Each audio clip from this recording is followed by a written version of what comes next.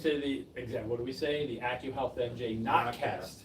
So it's we don't have the big giant microphone in the middle. And today we have a special guest. So you know me, Dr. Bays, my illustrious partner, Professor DeBay, and a friend of the practice here, Joe Dockery. So coming off of Greg's win at Battle at the Bayshore, hosted by Joe, and then Greg graciously donating his winnings to 180. I know Joe from my son attending his parties, and we have a friend in common, Dan Chella at the card shop. I like the Star Wars Unlimited, he likes the Pokemon, so a lot of common ground. Joe, tell us about your school. Yeah, just for the introduction, I would be remiss not to mention how many times medaled at IBGJF. So I'm a four-time Pan American gold medalist and a one-time world champion. So this guy knows what he's doing. So anybody in the area, if you need instruction, especially for your kids, this is the guy to go to. And we're going to get into this, but not just for the jiu-jitsu instruction, but for character. I mean, he really lives by this ethos, better every day. And so his jiu-jitsu bona fides are obviously worth recognition, but I can say personally, he's like a friend, a teacher, a mentor. He's very good friends with my personal coach, Andrew, at B Team. And so I didn't want to start this. I didn't want to start this without acknowledging everything he's done, both on and off the mat, properly. It didn't feel right for the first thing to be about my winning when it's my first competition, right? That doesn't make any sense. You've done so much, so. That was a good match. Give yourself some credit. That was a good match. Because of his instruction, right? In large part. Definitely not Andrew's. So how did you get into jiu-jitsu? Tell us about the journey and how something like Battle of the Bayshore came to be. So this is a very, very long story. I'm not sure how long the Notcast is supposed to be. But I got into jiu-jitsu about 18 years ago now. I'd wanted to do it for a long time. I'd watched UFC ever since UFC 1. And if you're not aware, in UFC 1, the whole premise was they took a whole bunch of different martial arts and they took champions from each and they just threw them all together and figured out who's going to win. And of course, you and I both know it was the smallest guy. It was the little Brazilian, Royce Gracie, who choked his way to victory. And I was like mesmerized. I was like, He's a sumo wrestler, dude. I mean, the sumo wrestler, it was crazy. The sumo wrestler actually got his teeth knocked out in the first match. It was Tila Tuli. It was crazy.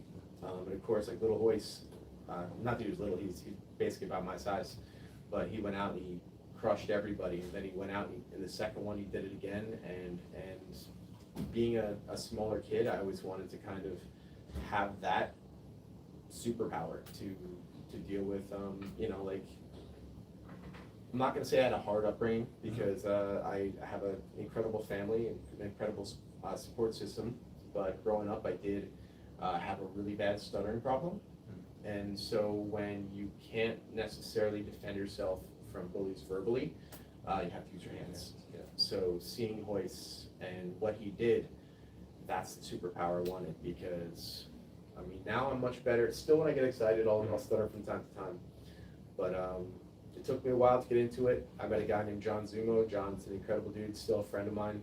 He taught me a Kimura on a dirty hotel room floor in Montreal. And Isn't that how usually things happen on a dirty floor in Montreal? Yeah, we he taught me my first move. He took me to my first class the next day, and I've been hooked ever since. Good for you. Where are you as far as like belting and stuff like that? How does that work? I know it's like So- your traditional Taekwondo rainbow colors. What is it? So it goes white, blue, purple, brown, black. Mm-hmm. I'm technically a first degree black belt at this point, under Master Enzo Gracie. I'm a little bit overdue for my second stripe, but it's something you don't ask for. Mm-hmm. When your time comes, it comes. And Enzo's a very, very busy guy. Like, I think I'm a busy guy. Enzo travels the world, and everybody wants to be Enzo. So the traditional martial arts, they usually have to do some sort of form. Maybe there's some combat. Once you start getting into like higher level degrees, is it about that? Do you have to like challenge yourself in combat, or do you contribute to the sport itself, like in theory, like adding some piece? Like I know you're a wrestler. Do you go for the degree and say, well, jiu-jitsu, but I'm bringing my wrestling insight to it to kind of elevate it that way, or do you have to kind of throw down and fight Henzo in the ring to get it? Well, I definitely don't want to fight Henzo in the ring. Okay. I'm not sure how well I know Henzo, but Henzo's an absolute beast. It's such a wide-ranging martial art. There's so many different positions. There are so many different possibilities of what can happen. So your growth in jiu-jitsu is never really going to be measurable. It's not like there's 40 techniques and you have to master the 40 techniques. The techniques keep expanding.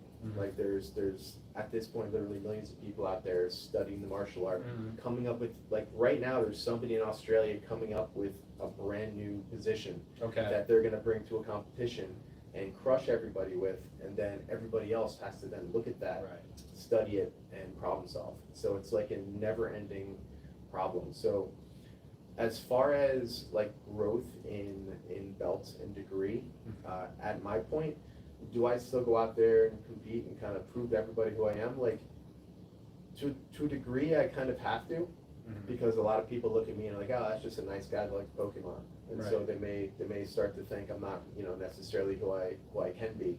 So rather than being mean to people, because that's just not who I am, I'll go out and kind of like prove to people in competition. Okay. But to the degree, how do you contribute to get the next degree in it? Are you coming up with a new technique that you found on that you're sharing with the community, and that advances you? No, not really. It's just continued personal growth. Okay. Like sticking at it. Yes, sticking at it. Like while I've been at this for 18 years, and while there is a lot I know, there's like if I know this much, there's this much I don't know. I see. A lot to know. There's a lot to know, but then there's a lot to master too. Yes. Okay. So with that challenge, and like having done it for so long, like you're a long way from the dirty hotel room floor in Montreal, right? Yeah. And you're watching so many. Oh, by the way, I know firsthand that Joe keeps his mats clean, by the way. We've had this conversation. So if you learn something from the dirty hotel room floor, and this is a big thing being an ex-wrestler and a grappler myself, clean mats. Yes. Accolade, 5-star. So watching people go on this journey, where you've been, having traveled, is it difficult sometimes to kind of remember like where they are when you see them? It's like, oh, they're struggling with this thing. Why don't you just do this? Like kind of bridging that gap. Do you find it difficulty for two reasons? Because one, just as you progress in something, you get more context that than people who are early in the path might not have. So I'm wondering how you gauge that with an art like this that's so hard to master, where it is infinite. How do you kind of triangulate those specific issues? One, in your adult students, but I'm imagining it's even harder with the child students, because not only do they have the chasm of jiu-jitsu, they also have the chasm of cognitive development. So how do you take all your experiences, which is already remote for most people, and channel it down into people who have difficulty understanding, whether through their experience, cognitive level, or both? Okay, so that is a very, very big question that I could spend hours and hours talking about. Well, just so I ask you because you do it so well. I see you how you do it with the children, how you do it with me and other students. So I'm sure that there's a lot of thought in that process. So yes, there's so a while back there was and it's still like an ongoing debate on the different ways of teaching jiu-jitsu. Like there's teaching move by move, and then there's teaching through what they call the ecological method. And a lot of people don't fully understand the ecological method, and to be honest, I don't even fully understand it myself. Like there are guys who live by it, guys who study it, guys who have much more research into actual cognitive development than I have. Right. So me being who I am, I try to learn from everybody. I try to give respect to the fact that there are different ways to solve problems. And so I try to look at what benefit do I get from what I'm currently doing, or like, so I came up in a technique drilling scenario, and I think about like in my career, in my ability to apply jiu-jitsu, where are my strengths and where are my weaknesses based off of how I've learned. And then I look at the way that they're teaching, and I look at where they're having success. And so what I've been doing personally, and this is both in the kids and adult classes, but I've been kind of mixing like, so I'm not gonna say that we do what's called like the ecological method, because it's not the true ecological method. And just for people who might not know what that is, that's where you put people in a situational position, let them figure out organically the best alternative. So I would hesitate to fully answer, only because I know that my answer is like if Kevon watches this, he's going to look back at it and he's going to tell me that my answer is completely wrong. But to my understanding, it is a method of teaching through almost micro,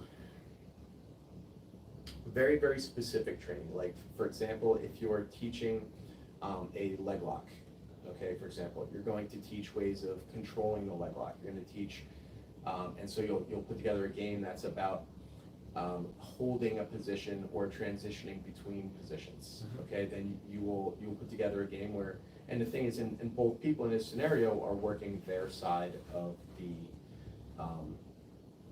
coin. Yeah. So if I'm working to control, you're working to escape. Yeah. And if you find a way to escape, then I then need to adapt to what you've done. Yeah. And so, I mean, it's very much based on the model of how human beings grow. I think that's how I learned with Phil. Because as a wrestler, I had to get comfortable on my back.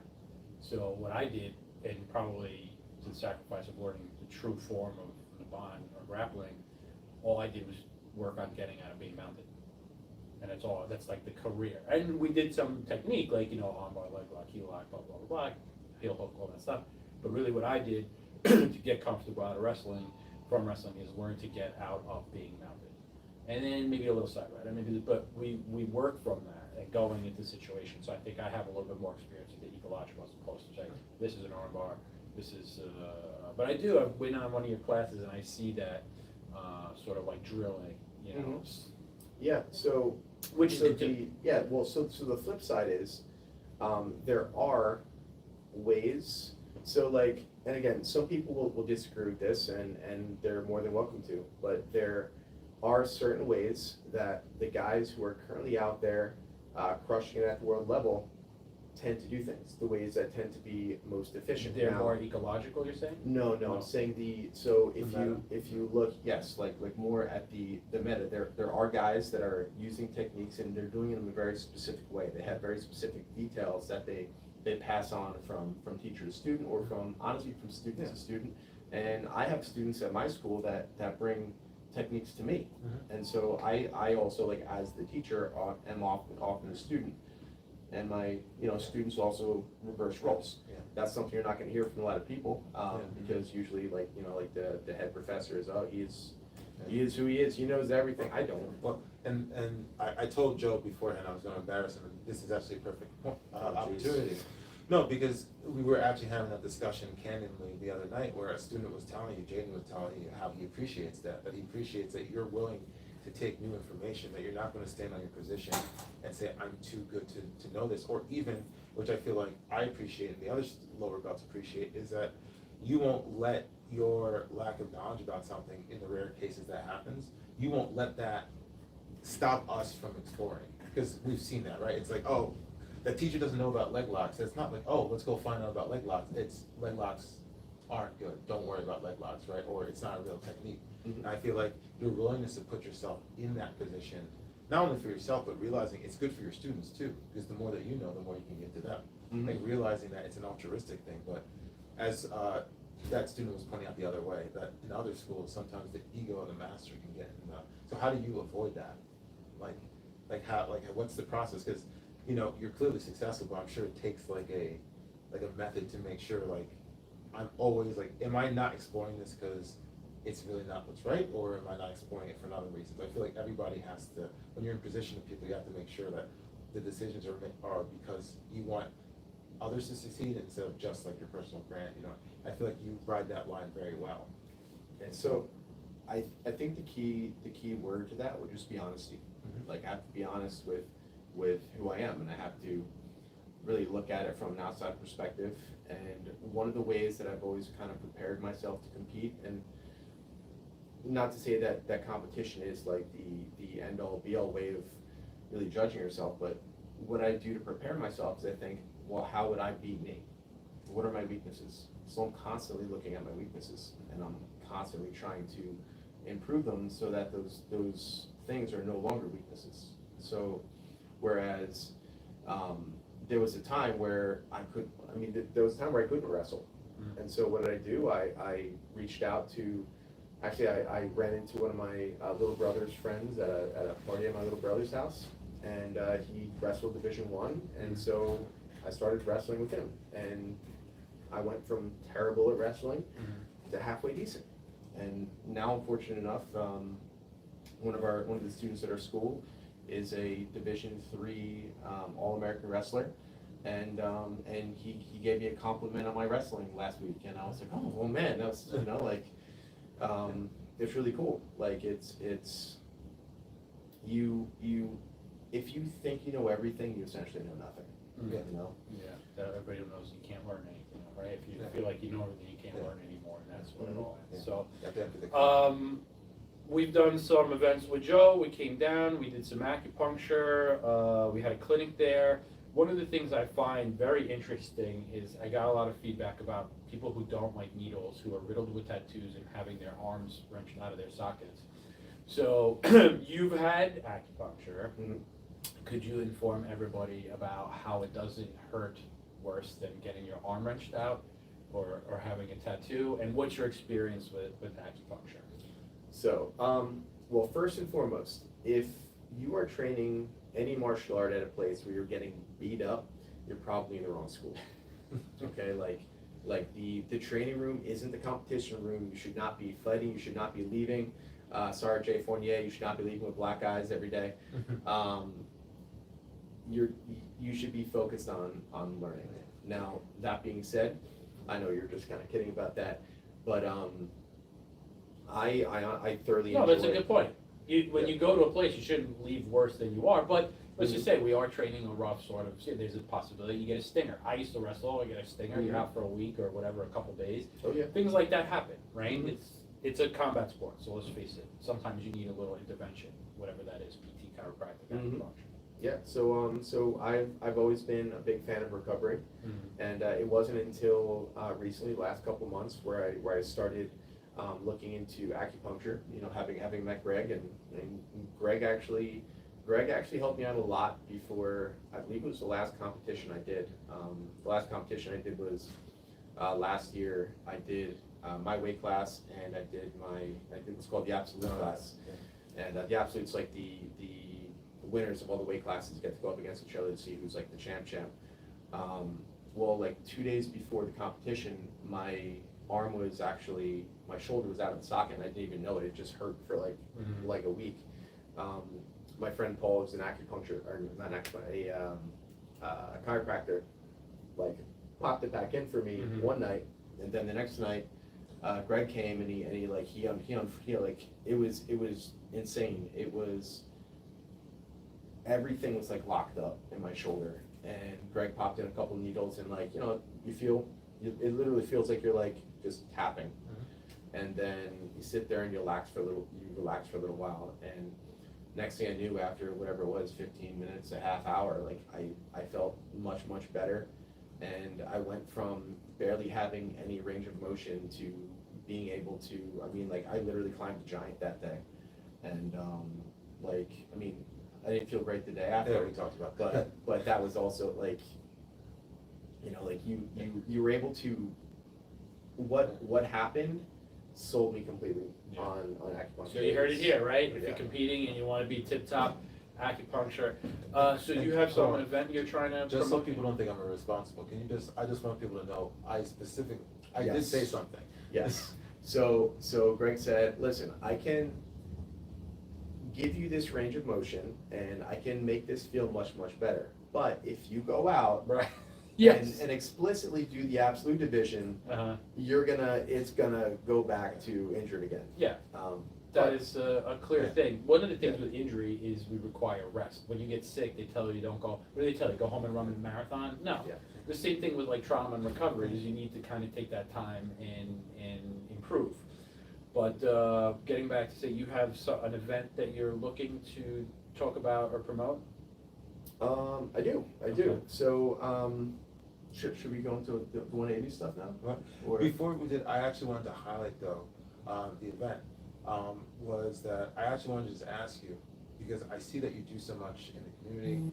You mentioned the bullying stuff. I know that you're very much against bullying, and you do all these community things with, whether it's the women's self-defense, the Battle of the Bay Shore, you're always giving back. So I didn't want to talk about the event, but I also just wanted to highlight, like, for people that you do offer these things, like the women's self-defense class, in conjunction with 180. So if you want to mention that in conjunction with what the event, we can do that too. Okay, so which event should I talk about? Sure. I mean, there's okay, so let's start with a couple years ago, a member of the Hadza Police approached me about doing a program with an organization called 180 Turning Lives Around, and I didn't know anything about the organization at the time, but I looked into it, and I was all about it. It was the event that they wanted me to do, it was a self-defense class, a 3-hour class that would be kind of like 2 parts. There was the part run by 180 Turning Lives Around,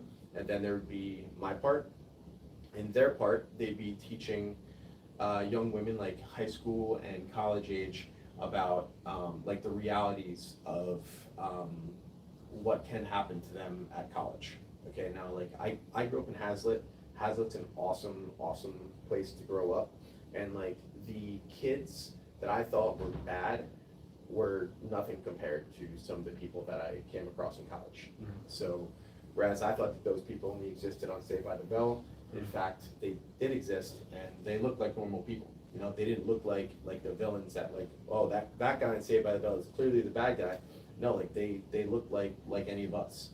So so that's the type of stuff, like how to avoid a potential sexual assault, that the crew at 180 would teach. And then the next day they'd come to me for what to do if you actually get put in a situation where you are being assaulted.